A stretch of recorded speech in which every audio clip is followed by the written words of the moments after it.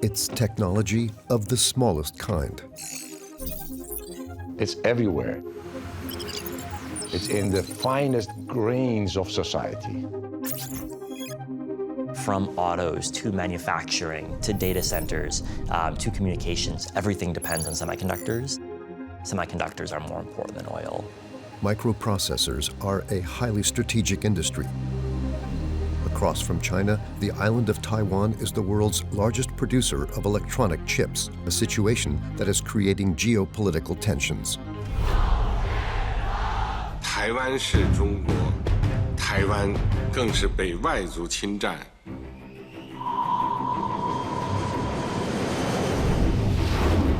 If we imagine China taking over Taiwan's semiconductor industry, The worldwide economic shutdown.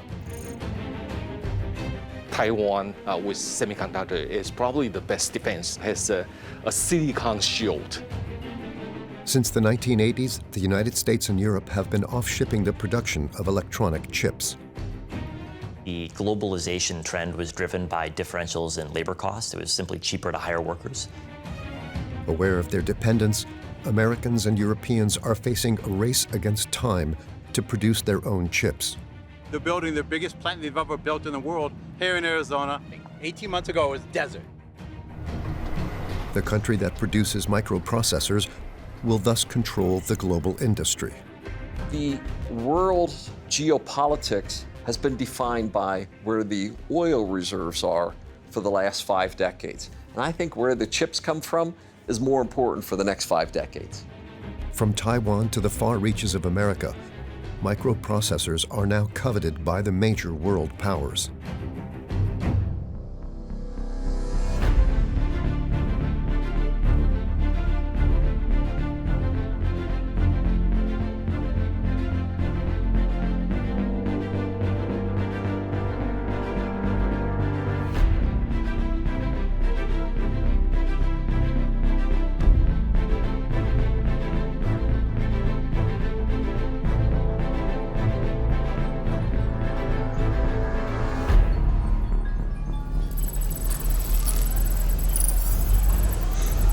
Manufacturing a microprocessor requires cutting-edge technology.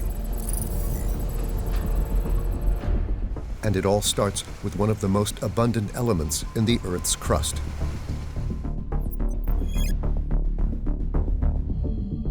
Extracted as quartz, the silicon is first melted in an oven at 1400 degrees and then cooled in silos. The material is then cut to form thin silicon wafers. The electronic circuits that form the microprocessors are etched onto these wafers. They are found in all electronic devices.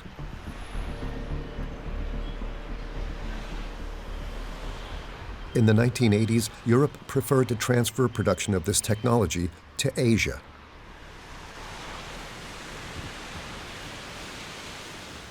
Taiwan decided to make it a strategic industry. 半导体在台湾这个发展了30-40年，它形成了一个非常技术的创新，占了我们台湾 GDP 的大概13%。It's very strong in right now in technology. It's very strong in terms of the talent supply, right? The workforce quality, and it has the strongest, I would say, semiconductor supply chain cluster with global partners. In terms of the infrastructure, cost structure, Taiwan become a promised land for this kind of stuff. The island, just off the coast of China, is the main stronghold in this strategic industry.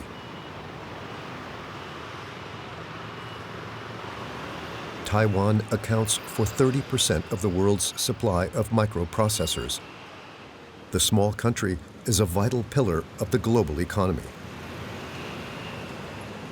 It owes this transformation to one man, Chang. Born in China in 1931, this engineer is venerated as a national hero in Taiwan. 那么今天的授勋仪式，我要代表国家对张创办人对台湾的重要的贡献表达最高的敬意跟谢意。In 2018, Morris Chang was awarded the country's highest civilian honor by the President of the Republic. Morris Chang studied at the best American universities before becoming the founder of TSMC, the first global manufacturer of microprocessors. He is revered throughout Silicon Valley. Morris, the world is full of successful people, frankly, but we've never seen impact like what you've made. And on behalf of all of us, you're my hero. Thank you.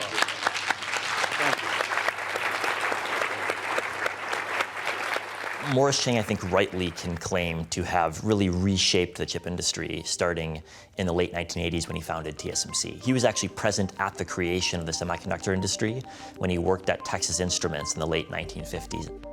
And so he's been with the chip industry from the invention.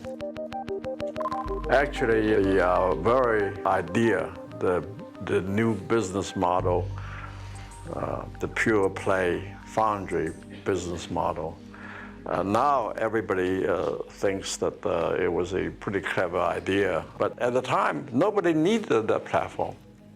He, with the support of the Taiwanese government, which was a founding investor in Taiwan Semiconductor Manufacturing Corporation, began pouring money into expanding production capacity in Taiwan, designing none of their chips in-house, but providing outsourced manufacturing for chip firms in Europe, the United States, across the world. Pretty quickly in the early 90s, and I think that TSMC existence certainly helped to accelerate the formation of a lot of fabless companies. There were maybe 25 fabless companies in the whole world, and then 10 years later, there were 400, 500 fabless companies.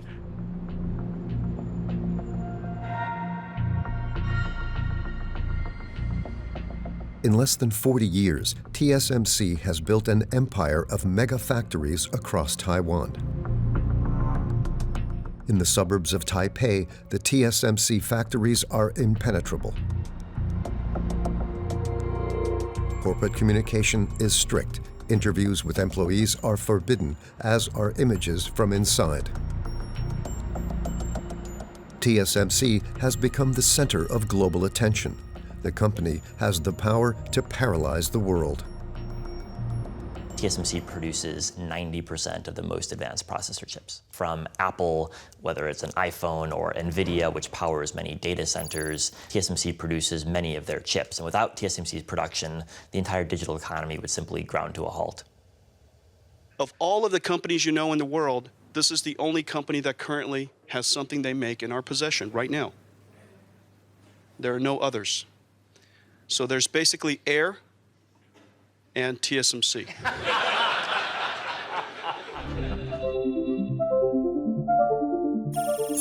TSMC's stock market value constitutes over half of Taiwan's national wealth.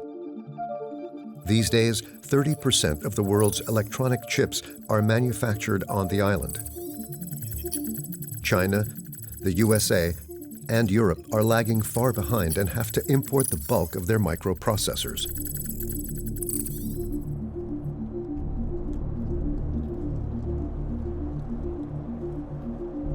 And in March 2020, the world economy's dependence on this technology was exacerbated by the COVID crisis.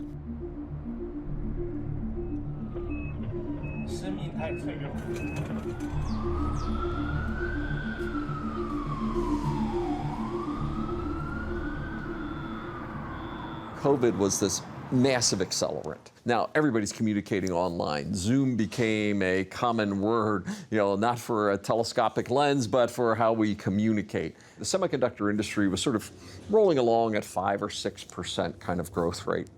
And all of a sudden, when COVID happened, that bounced up to demand of 20 to 25%, but it also disrupted supply chains. So the supply went negative. La crise sanitaire a été un exemple de choc, de double choc sur les chaînes d'approvisionnement, empêchant les producteurs de produire et encourageant finalement les clients à consommer davantage. The global pandemic created an imbalance between microprocessor supply and demand. we pushed out of our fabs 1.15 trillion chips, well exceeding any record in the past. So we've been running at way above full capacity for a couple years. The problem we're facing right now is that demand has just exploded, and fabs have four walls, and you can only produce so many chips within those four walls. The Western world then became aware of its vulnerability. And a chip shortage, all of a sudden car manufacturing lines were stopped, economies were unable to move forward. Everybody in the world realized how important chips are, and we became really important overnight. In 2021 and 2022, a major company like Apple lost over $10 billion due to a shortage of microprocessors. A decline in production also meant delivery delays for all games consoles. Car manufacturers began to panic. Today, the Big Three announced all plants will be shut down over concerns of the coronavirus. All the plants through March 30th. In 2020, when it started COVID-19, the automotive industry, the business is go on the downside. They just stop order. Chip force company like a TSMC give the production capacity to some other industry. So forget about automotive. 所以到2020年的下半年的时候，他发现他的需求突然上来以后，他想要增加订单，但是所有的产线不仅持平而已，还一直增加，所以就变成这样的互相抢产线的情形呢，变得非常的严重。All of a sudden, every country in the world wake up. Then automotive industry begin to increasing their demand. Now they ask our foundry company, we say, sorry, we don't have capacity. We don't give you capacity to somebody else. Oh, no kid. Das Opel-Werk in Eisenach stellt vorübergehend seine Produktion ein. Les salariés de Renault à Sandouville, près du Havre, à l'arrêt contraint. L'usine va devoir fermer 13 jours. Thousands of people in mid-Michigan are temporarily out of work tonight. And it's all because of a little chip. In the car parks of American automakers, tens of thousands of vehicles are waiting for their microprocessors. In 2021, many of these vehicles were not even produced yet, costing the global automotive industry around 200 billion euros. In 2022, the crisis had still not been resolved. Near Le Havre, the Renault factory in Sandouville has become silent once more.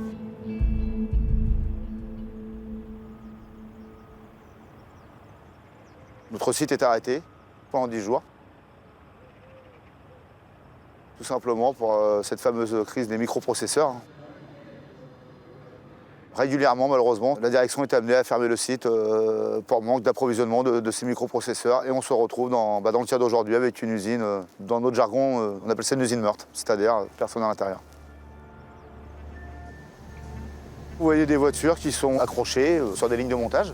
Mais le problème, c'est qu'il n'y a plus de salariés à côté. Pour un bruit. Il ne reste plus que de la tôle. Sur 2021, on parle d'un peu plus de 60 jours d'arrêt. Plus de 60 jours d'arrêt. Donc oui, effectivement, là, c'est plus inquiétant, c'est alarmant. Imaginons-nous que Taïwan ou les pays asiatiques qui produisent ces microprocesseurs, un jour, il y a une crise géopolitique. Tout simplement. Ils ne nous livrent plus. Vous comprenez? Ils ne nous livrent plus. On parle de centaines de milliers d'emplois dans les mois, les années à venir, si on inverse pour la tendance, qui seront sacrifiés en France. Ah, c'est fermé aujourd'hui, l'usine elle est fermée.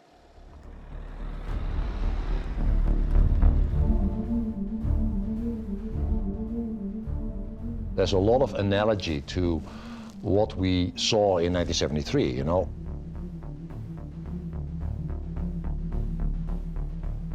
In 1973, oil was a given. Nobody worried about oil. It was always there, until it wasn't. Now we fast forward, 2020. Semiconductors, chips have always been there, until they weren't. And all these questions suddenly pop up. Where are they, you know? Where did they come from? Who is producing it? This is exactly why chips and semiconductors are now strategic.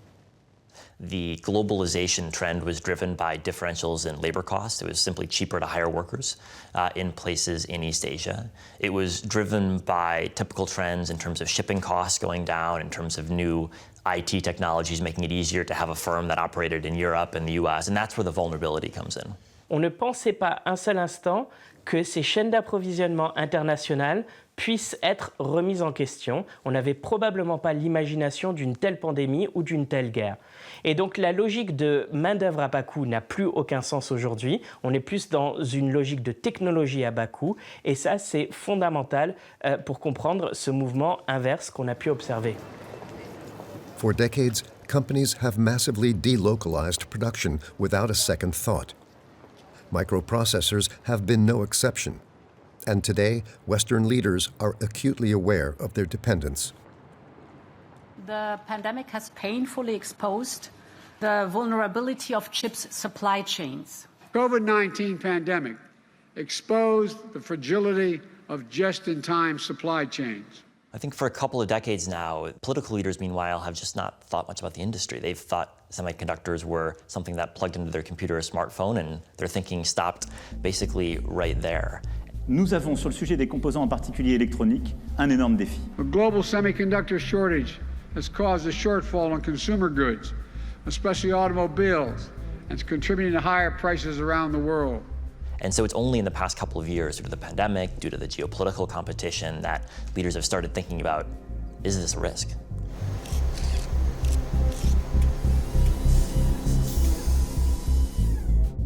To limit the effects of the shortage and reduce their technological dependence, America, China, and Europe are taking action. In 2022, each announced its microprocessor plan for developing their own production capacity. The College of Commissioners has adopted today the European Chips Act. 要实现我们第二个百年目标，我们就是要走自主创新的道路。The chip war has been declared.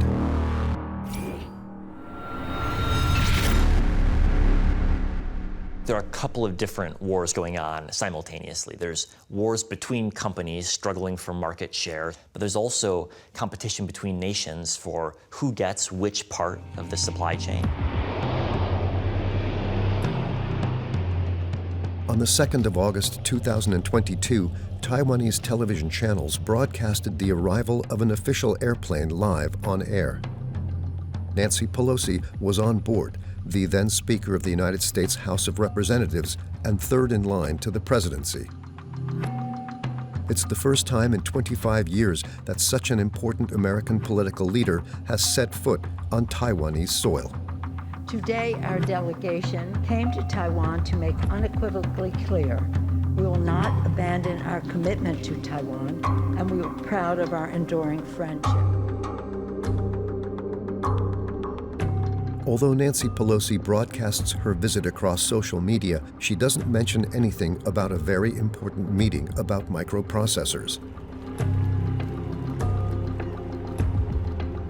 Here she is with Morris Chang, founder of TSMC, and Mark Liu, the current CEO of the company.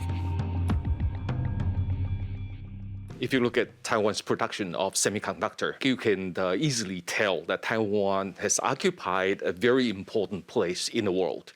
And it might come into play in the near future that China might have the temptation to think about Taiwan semiconductor as something that they want to take over. China wants to expand its influence and power beyond the first island chain. Taiwan happens to get stuck in the way, and they want to take Taiwan over. The absolute majority of the people here say no to unification. Using force becomes the only option for the Chinese government to unify Taiwan. Nancy Pelosi is in Taiwan tonight, and China is already responding.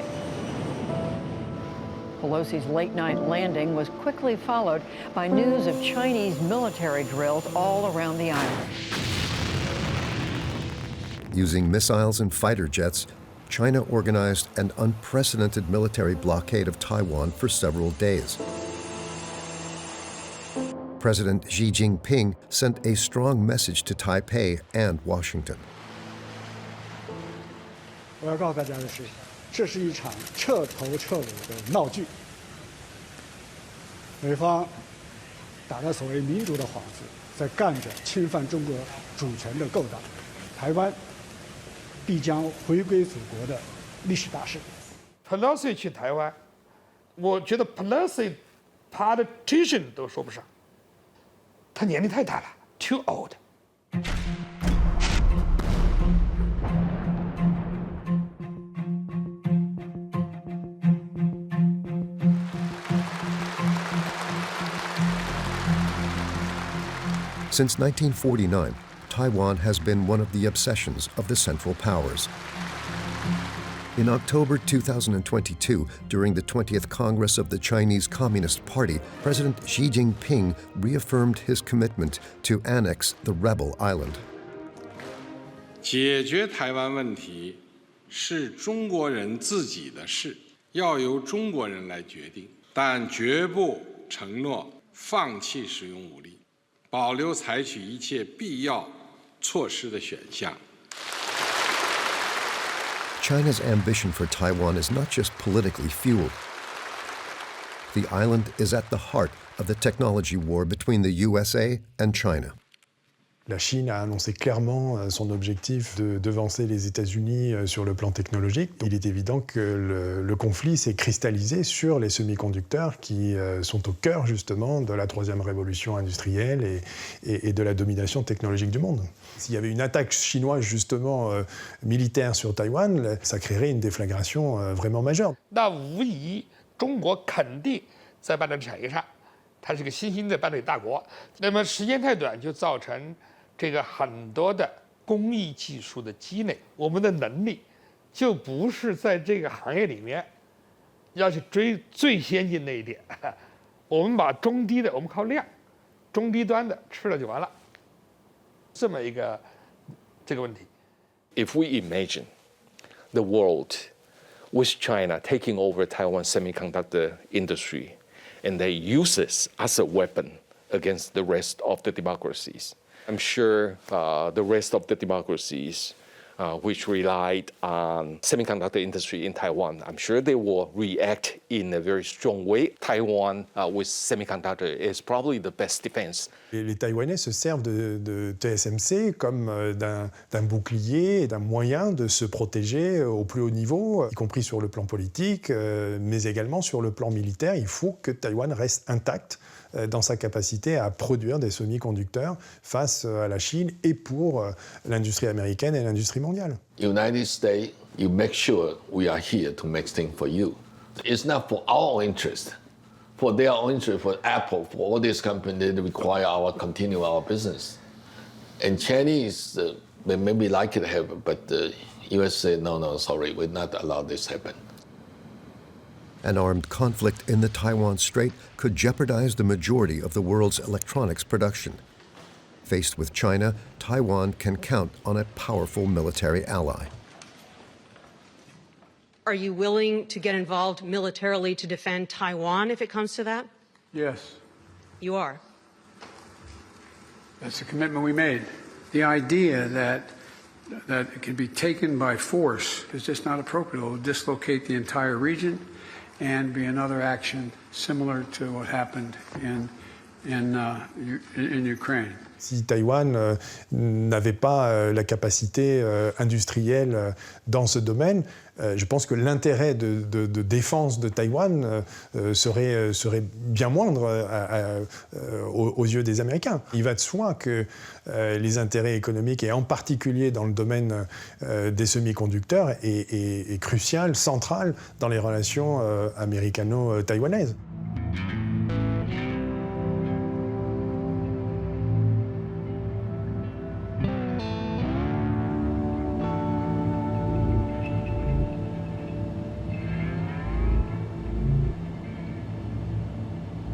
I'm State Senator David Livingston in Arizona. Before I got elected, I was one of the top financial advisors in the country. Arizona is famous for our copper. We have cattle, we have citrus, and now we have the chips.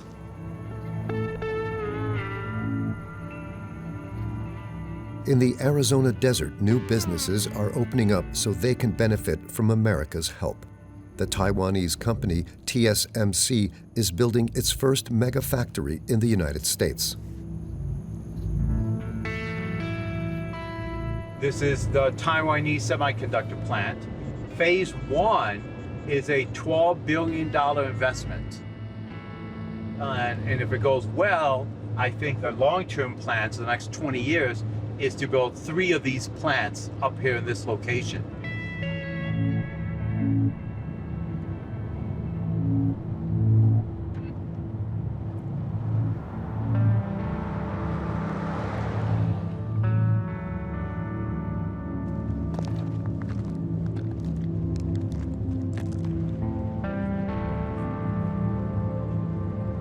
So right there, you're looking at 4 stories from nothing. 18 months ago, it was desert. That's how fast it's going. Economic impact projection in the next 20 years is $38 billion because of the plant, because of the other companies that would come here to support it, because of the new apartments, the new houses that would be, the new restaurants. I actually feel personally it's going to be bigger than that.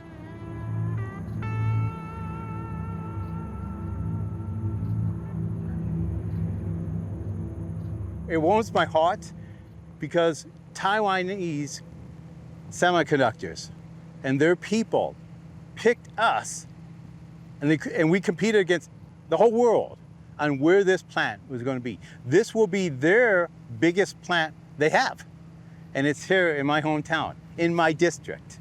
It makes me very proud, very happy.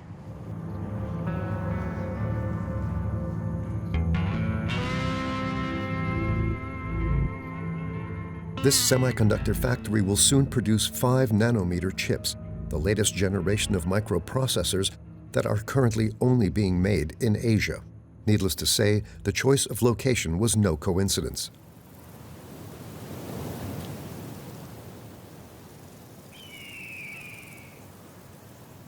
It was in Phoenix, Arizona's capital, that the agreement between the USA and Taiwan was announced in 2020 thanks to active lobbying by the governor of the state. Taiwan Semi is without a doubt this decade's biggest win in Arizona. We showed up to the discussions, we answered the questions, and we pitched what was best about our state. We've got the lowest flat tax in the nation. We've eliminated over 1,000 regulations that make it a great place to live, work, play, and obviously scale a business. Doug Ducey is a longtime friend of Taiwan. That's why, a month after Nancy Pelosi's controversial visit, the governor is heading to the island. Hello, I'm Doug Ducey, governor of Arizona. It's my great honor to meet with President Tsai. The Chinese Communist Party doesn't dictate to any American where they can and cannot go. If someone wants to go visit our partners in Taiwan, they should feel free in doing so. We spoke with the education. Taiwan Semiconductor is the best in the world. I think what we'll be able to have in Arizona will actually be a deterrence to any aggression from China's perspective that they would have on the island of Taiwan. In another victory for the governor, in December 2022, the boss at TSMC welcomed Joe Biden to his factory in Arizona to announce a $30 billion additional investment.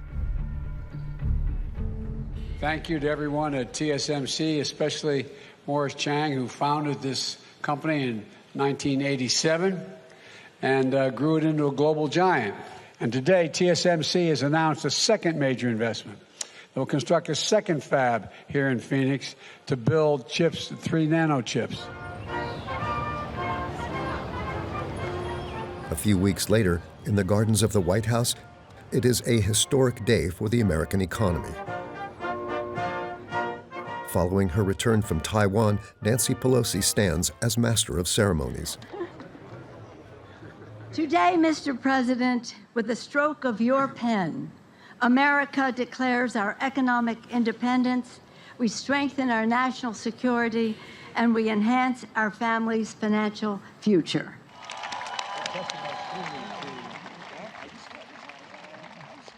We are the United States of America, a singular place of possibilities. I'm not going to go sign the Chips and Science Act, and once again, I promise you, we're leading the world again for the next decades. Thank you. By signing the Chips and Science Act, Joe Biden gives priority to the protection of American interests. Ready? Got it. Reducing costs, creating jobs, and countering China are becoming key features of Washington's trade policy. $80 billion have been allocated to industry and research, of which $52 billion was just for microprocessors. It is the United States' largest public investment since the Second World War. In the audience, a rather discreet man has been working behind the scenes to reach this outcome. Running a business empire, his company invented the first electronic chip back in 1971.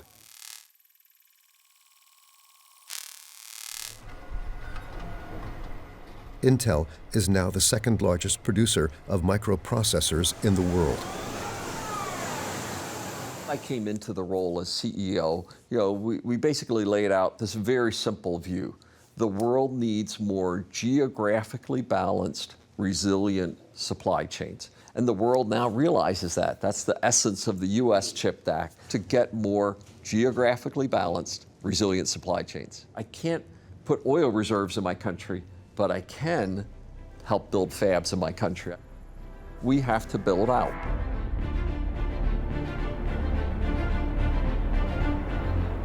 We are coming to you live from Licking County, Ohio.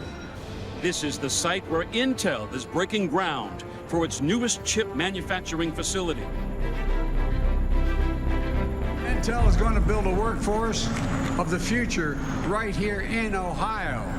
A brand new $20 billion campus, 7,000 construction jobs.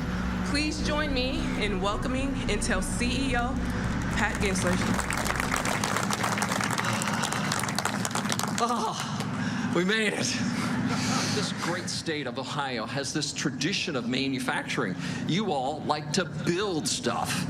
And that's exactly what we're going to do together. We are going to build the most advanced stuff in the world right here in Ohio.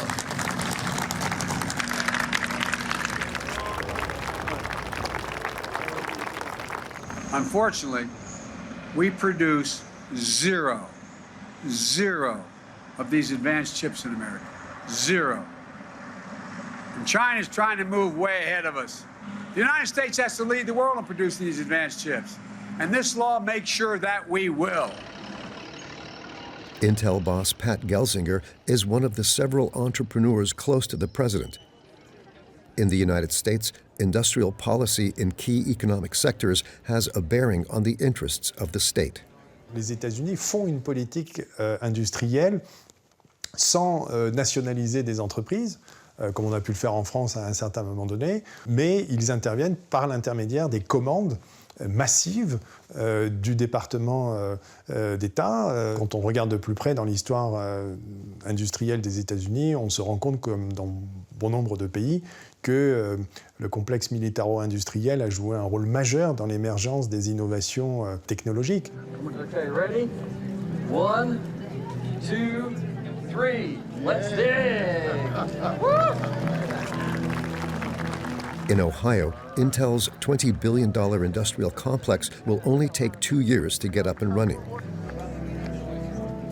This is thanks to the CHIPS Act, that is, thanks to the money of the American taxpayer. Semiconductors is an expensive, competitive market. I can't make those level of investments without the incentives. So we're looking for offsets of 30 to 40% of a $20 billion the investment.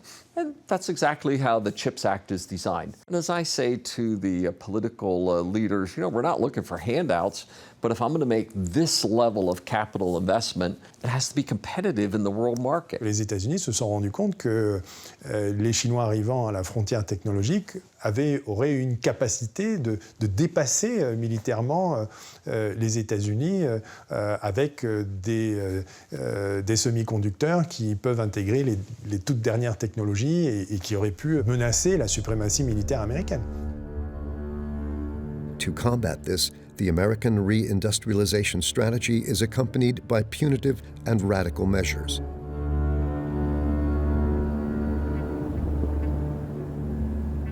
American companies are no longer permitted to work with telecoms giant Huawei and SMIC, China's leading producer of microprocessors.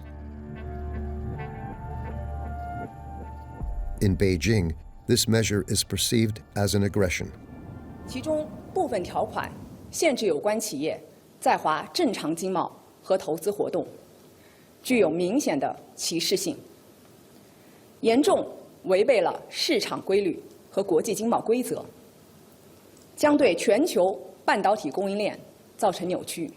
所谓芯片和科学法案，中方对此表示坚决反对。 Like the United States, China is investing billions in the microprocessor sector. To no avail. $520亿政府投入不算大，大概我们整个前面的整个集成电路的投入水平，其实中国在 chips 上现在干的是苦活啊。然后我们虽然进口4000多亿。 4000亿的芯片。The Chinese government has poured a lot of money into chip making, but it's done so in a very ineffective way. China spends more money importing semiconductors than it does importing oil. Cela fait maintenant près de 40 ans que la Chine investit massivement en perdant de l'argent, des sommes d'argent monumentales sur les semi-conducteurs. Et d'une certaine manière, elle a rattrapé, mais elle n'est toujours pas à la frontière technologique. Et les Chinois voudraient bien évidemment être en capacité de dépasser Taïwan, non seulement parce qu'il y a une rivalité entre les deux pays, mais aussi, au-delà de ça, il y a une rivalité vis-à-vis des États-Unis et une volonté d'indépendance technologique vis-à-vis des États-Unis.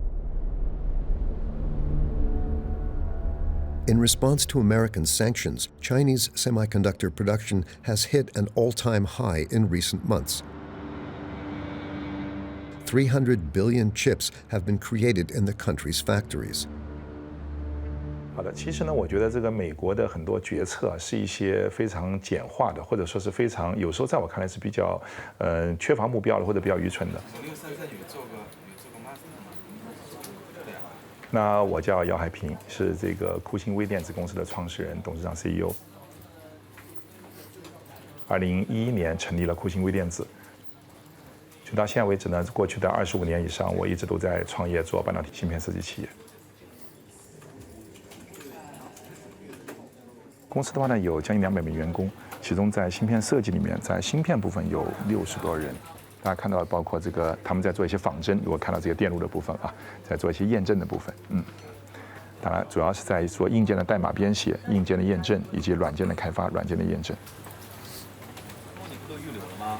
来个主时钟，然后你看它那个，对啊，它那个片输出都是定死的。然后呢，但是它并没有禁止我们大部分像我们这样设计公司去使用台湾、韩国或者美国的制造能力。除了像华为这样的个别被禁止，大部分并没有被禁止。那美国的法案呢，更注重于说压制中国的能力，这两个上面角度是不太一样的，慢这个速度，减慢中国的发展。但是，它要让这个发展最终扼杀掉或者终止，其实是不可能的。 Nowadays, China manufactures barely 15% of the electronic chips it consumes. But it displays the unbridled ambition to close its technological gap and become self-sufficient by 2025. 我国科技发展的方向就是创新、创新再创新。只有创新才能够自强。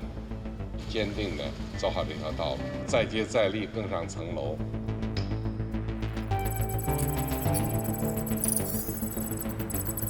In China, the world of microprocessors lacks technology, brains, and production capacity. This is the Chinese industry's greatest weakness, which is significantly dependent on foreign microchips. I worked in China for about 2 years. I was hired by SMIC as a vice chairman. In 2020, the former executive of Taiwanese company TSMC was recruited by the leading Chinese manufacturer of microprocessors. Professor Chang now lives in the United States in Silicon Valley. Before I went to China, I heard they are going to put in several hundred billions into semiconductor industry. I think there must be a master plan. After I went there, I found there's no master plan. You think China is a kind of concentrated government? Politically it is, but economically it's not.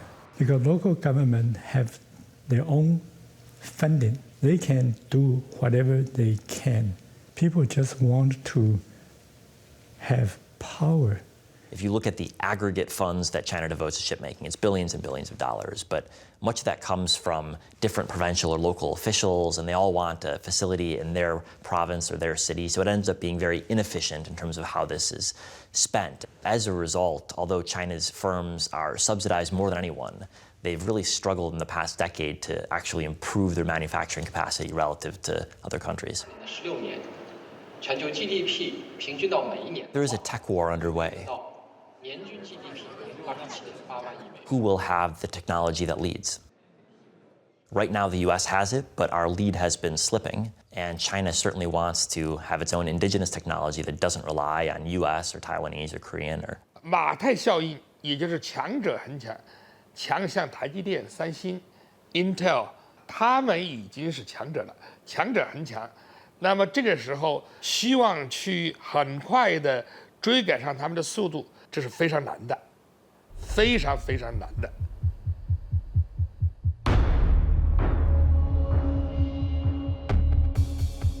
Does China have the means to achieve its ambitions? Will it be able to catch up in less than 2 years?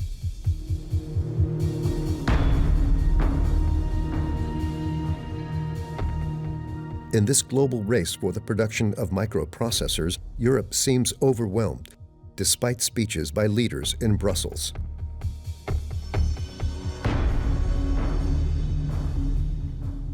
On a délocalisé une très grande partie de ces usines, pas uniquement pour les semi-conducteurs, pour un nombre très très important de produits manufacturés. On était dans cette espèce de course que certains critiquent, du reste peut-être à juste titre, hein, je ne suis pas loin de le penser moi-même. Maintenant évidemment la crise nous a permis d'accélérer les choses, d'avoir cette prise de conscience.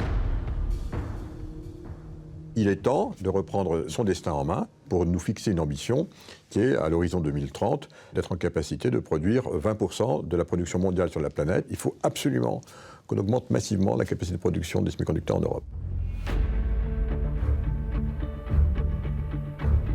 To regain its sovereignty, Europe needs more factories, like this one in the suburbs of Dublin.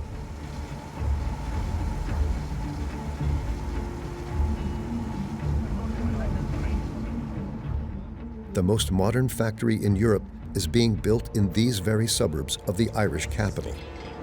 Isn't it magnificent? We call this Fab 34. It's a 17 billion euro project. 2 years to build it, a year to put equipment in it and qualify it, and a year to ramp it or so. It's a multi-year project.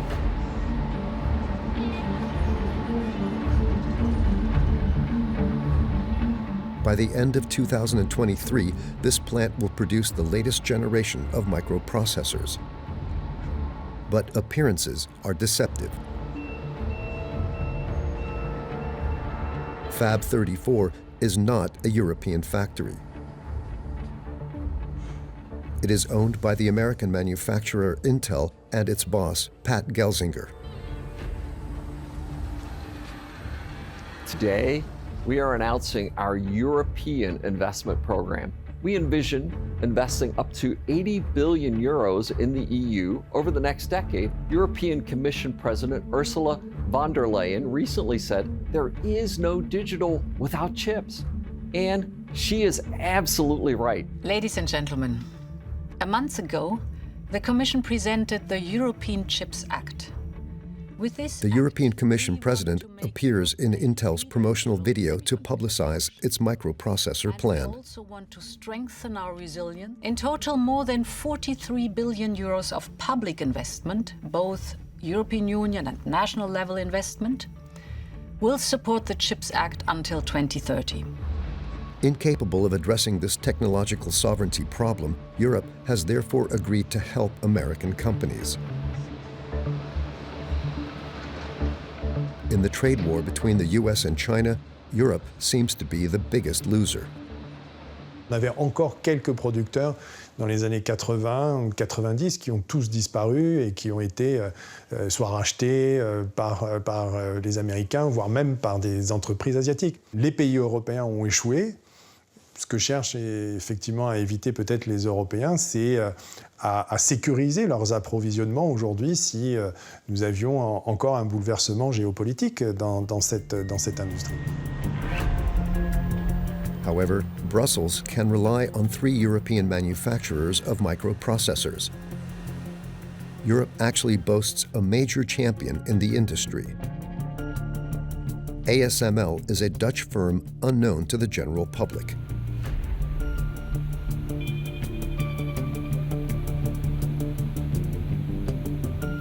This company produces photolithography machines using ultraviolet radiation capable of engraving even the smallest objects. Without ASML, we would not have any microprocessors for our mobile phones. What we are doing, we make a big slide projector. We are providing a machine that actually takes the design of a computer chip and it translates that design onto a carrier. A carrier is the microchip that when you open your phone, you see all these little chips sitting there, you know, that's what we do. It's expensive, but it's like a slide projector. Each of its overhead projectors costs 125 million euros. Only TSMC, Intel, and Samsung are able to afford them. This is a very profitable industry. TSMC, they have announced that they want to spend $140 billion over the next 3 years. Samsung, similar amount of money. Intel, more than $100 billion. So there's already $400 billion by only 3 manufacturers allocated to build out that capacity. Why would you then, from a risk management point of view, put everything in Asia? You want to distribute this across the globe. It's logical. This is why Intel, it's an American company, comes to Europe. This is why TSMC, Taiwanese company, goes to the United States. The semiconductor industry is an expensive industry to compete in. Building a new facility can cost $20 billion for one plant. So any effort to change the geography of where factories are located is going to cost a lot of money. Now the question is it worth it? I believe we have been too dependent on Asia, and I would like to see us reshore our manufacturing.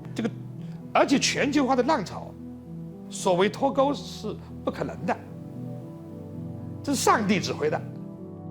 Should countries fund a thriving industry that is riding on the strong wave of demand for microprocessors?